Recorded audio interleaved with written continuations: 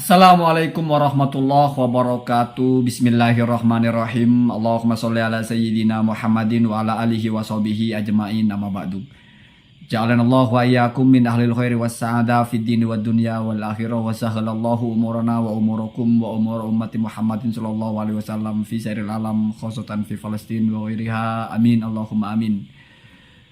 Hikmah dari munculnya Kiai Haji Idrus Ramli membawakan kitab Tabaqatul Khawas karya Asy-Syarji Az-Zabidi, ulama yang bergelar Al-Hafidh Al-Mutqin. Lalu untuk memperkokoh itu, Gus Idrus atau Kiai Haji Idrus ini membawakan satu bait dalam kitab Alfiyah fi Ilmil Hadis karya Asyuti. Kalau tidak salah, wa khudhu haitsu alaihi hafidun nassoh, kira-kira begitu ya. Artinya kalau sudah ada declare dari seorang yang bergelar Al-Hafidh, maka terima saja hadis itu sebagai sahih kalau dia menyatakan itu sahih. Untuk memperkokoh bahwasanya nasabah Alawi ini sudah dinyatakan sahih oleh seorang ulama yang bergelar Al-Hafidh.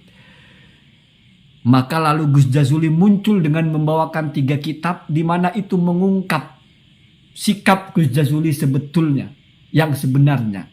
Bagaimana sikap beliau itu kepada para ulama. Kalau sebelum-sebelumnya ketika dibawakan kitab As-Sabatnya Ibnu Hajar, masih muncul pertanyaan walaupun sudah agak kurang ajar itu.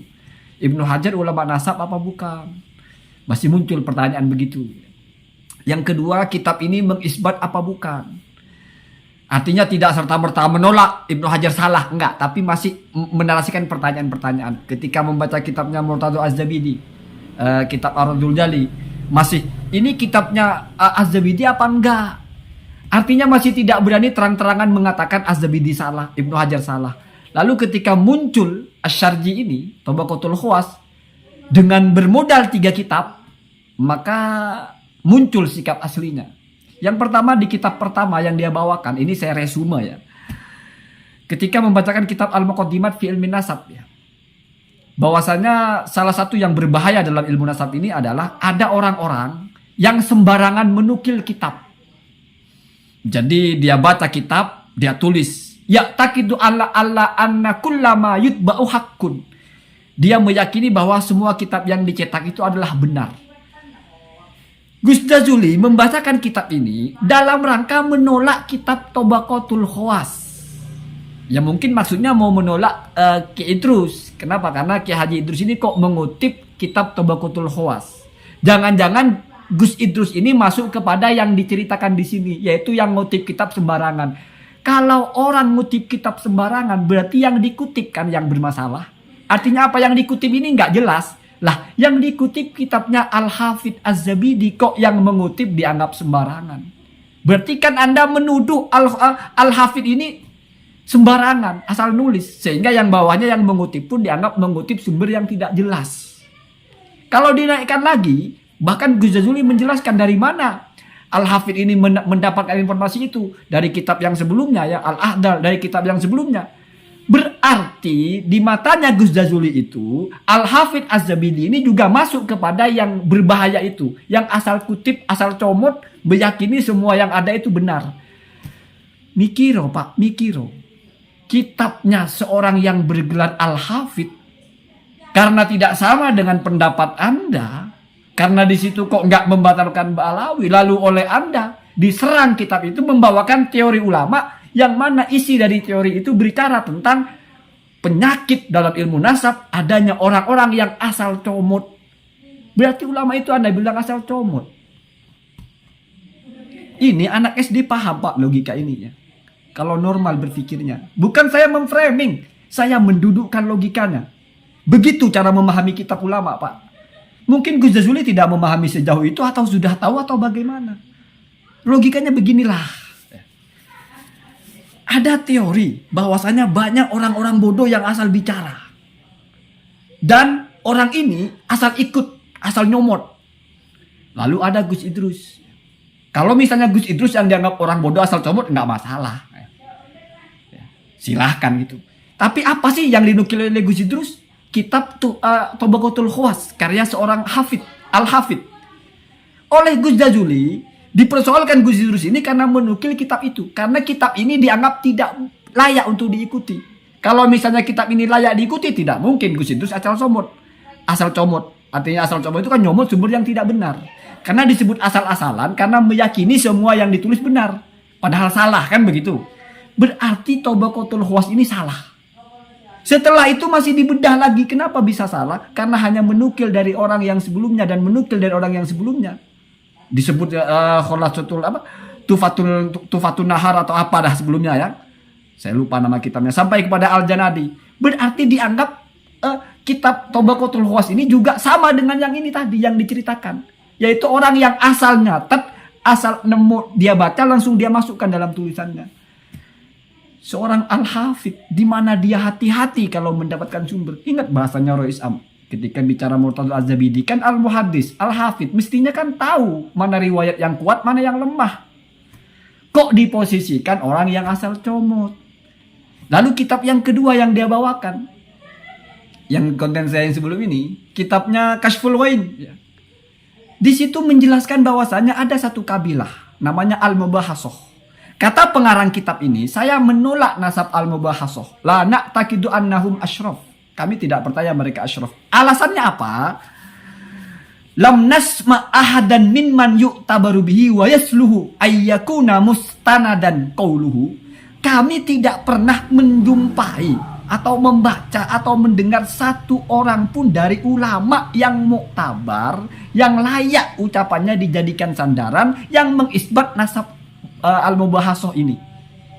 Yang ada hanyalah beberapa kitab yang disalin oleh para penyalin. Tidak jelas kitabnya siapa.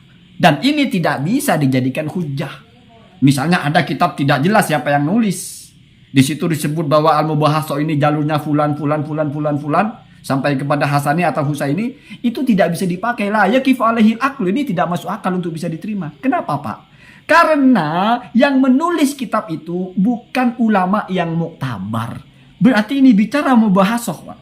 Lalu Anda angkat pembicaraan ini ketika menolak Ba'alawi, di mana Ba'alawi ditulis oleh ulama selevel Az-Zabidi, Al-Hafidh, As-Sakhawi, Al-Haythami, As-Samarqandi.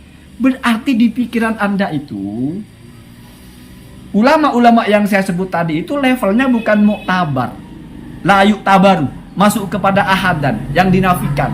Artinya walaupun sudah ada kenyataan muncul ulama-ulama Az-Zabidi, As-Syarji, muncul ulama As-Samarqandi, muncul ulama As-Sakhawi, muncul ulama Al-Haythami, Anda masih posisikan Ba'alawi ini seperti Mubahasah. Apa samanya? Sama-sama tidak ada satupun ulama yang muktabar. Apa karena nggak sezaman? Apakah di kitab itu muktabar disyaratkan yang sezaman? Mikiro, Pak. Mikiro. Batasannya itu adalah kalau dalam kitab nasab khutun nasab atikoh. Kredibilitas nasabnya itu yang ulamanya itu, Pak, yang diperhitungkan. Jadi kebenaran sebuah sumber itu siapa yang membawakan itu penting. Ini sudah direportase oleh ulama-ulama top, ulama-ulama yang muktabar, ulama-ulama yang qauluhu mustanadun, tapi Anda anggap mereka ini tidak muktabar, tidak mustanad qauluhu. Tidak bisa dijadikan sandaran. Terus yang mau dijadikan sandaran siapa? Gus Jazuli, Ki Haji Imaduddin, Gus Fuad Pleret, Ki Nur Ihya. Terus naik-naik ke Syekh Mukbil, naik-naik lagi ke Al-Khalidari. Al-Khalidari itu ulama mana coba? Bisa Anda presentasikan siapa sih Al-Khalidari itu? Dengar-dengar kan mafia nasab. Mari Pak, mari. Anda baca kitab itu, semua orang bisa baca. Bukan cuma Anda yang paham kitab. Semua orang paham kitab. Bukan hal yang wow bisa baca kitab itu. Justru memahami dengan tepat itu yang menjadi masalah. Ini untuk siapa? Ini mukhotobnya siapa? Yang dibicarakan di situ siapa? Sedang berbicara tentang orang-orang yang ceroboh, orang-orang yang asal comot, sehingga tidak layak itu dianggap sebagai kebenaran. Anda gunakan ini untuk menolak kitab ulama selevel Az-Zabidi, Al-Hafidh. Mikirnya di mana? Mikirnya di mana? Saya tidak pernah cari-cari kitab kalau hanya untuk membantah Gus Jazuli ini. Saya perhatikan cara membacanya, saya perhatikan cara memahaminya, saya tembak di mana masalahnya. Kenapa sih kita tidak perlu terlalu repot-repot nyari kitab kalau hanya untuk melawan mereka ini? Karena mereka itu yang dilawan siapa sih? Yang dilawan mereka ini semua orang. Semua ulama nasab dilawan. Selalu saya bilang, apa sih hebatnya kalau kita berdebat dengan mereka kita menang? Toh mereka itu melawan ulama dengan pikirannya mereka sendiri kok. Selalu saya pertegas, mereka membatalkan Ba'alawi atas pemahaman mereka kepada kitab yang mereka baca. Sementara ulama-ulama nasab, bahkan mereka yang membuat kitab, itu bertentangan dengan mereka. Terus kita masih mau anggap bahwa hebat kalau kita bisa mengalahkan mereka, Pak. Rendah harga diri, saya jadi malu malah. Ya. Artinya tidak seimbang ya, tidak seimbang. Saya dulu pernah bilang berdebat dengan Salafi Wahabi itu sebodoh apapun kita mesti menang. Kenapa ini bicara masalah senjatanya? Senjata mereka mentok-mentok Syekh Albani, mentok-mentok Syekh bin Bas. Sementara lawannya kita bacakan kitab-kitab dari ulama bersambung ke atas, berarti ini kan seperti selepetan. Udah gitu bukan batu, tapi cuma mungkin lumpur di buletin. Yang dilawan senjata AK-47. Anak bayi umur 8 tahun. Asal bisa narik pelatuk mati dia. Begitu juga perdebatan Ba'alawi ini. Sehebat apapun orang-orang yang membatalkan Ba'alawi berkuar sekuat tenaga. Yang mereka lawan itu adalah ulama. Kitab-kitab ulama. Yang berbeda nanti adalah cara memahaminya. Terus kalau misalnya saya atau siapa berbeda dengan mereka dalam cara memahaminya, siapa yang menjadi hakimnya? Ulama nasab. Makanya tidak akan pernah ada dalam NU itu basul masail keabsahan nasab Ba'alawi. Karena orang NU itu nggak ada yang tolol ya. Nggak ada, PBNU itu nggak goblok, nggak tolol. Ngapain mau membahas keabsahan nasab Ba'alawi? Seolah-olah hujah-hujah segelintir orang ini adalah sesuatu yang benar. Sehingga perlu disikapi. Enggak, ditertawakan saja. Karena jurusnya cuma satu. Pokoknya yang berbeda dengan mereka salah. Pokoknya kalau kitabnya tidak lebih tua dari yang mereka maksudkan, berarti ditolak. Kan itu saja Pak ya. Ini saya kira sudah tidak perlu ada lagi perdebatan ya. Sudah cukuplah kita pertontonkan kepada orang-orang sepertinya seperti apa pemetaannya. Sesederhana itu ya. Sesederhana itu. Anda baca kitab Kholasatul Asar, Anda baca kitabnya misalnya ulama-ulama yang Yusuf An-Nabhan, itu salah semua bagi mereka.